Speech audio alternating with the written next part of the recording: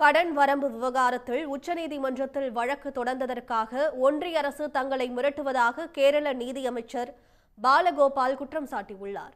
கேரள மாநிலத்தின் உற்பத்தியை பொறுத்து அம்மாநிலம் பொதுக்கடன் வாங்கும் வரம்பை 3.5%இலிருந்து 2 விழுக்காடாக ஒன்றிய அரசு குறைத்தது. இதனை எதிர்த்து கேரள அரசு உச்சநீதிமன்றத்தில் முறையிட்டது. வழக்கை விசாரித்த நீதிமன்றம் இப்பிரச்சனையில் தலையிட மறுத்ததுடன் கேரளா மற்றும் ஒன்றிய அரசுகள் பேச்சுவார்த்தை நடத்தி தீர்வு காண அறிவுறுத்தியிருந்தது. அதன்படி நடைபெற்ற பேச்சுவார்த்தையிலும் இரு அரசுகளுக்கும் இடையே எந்த உடன்பாடும் ஏற்படவில்லை. இதனிடையே இந்த வழக்கு நேற்று விசாரணைக்கு வந்தபோது கேரள அரசு தாக்கல் செய்த வழக்கை வாபஸ் பெற வேண்டும் என்று உச்சநீதிமன்றத்தில் ஒன்றிய அரசு தரப்பில் தெரிவிக்கப்பட்டது. இதற்கு கேரள அரசு ஒப்புக்கொள்ளவில்லை.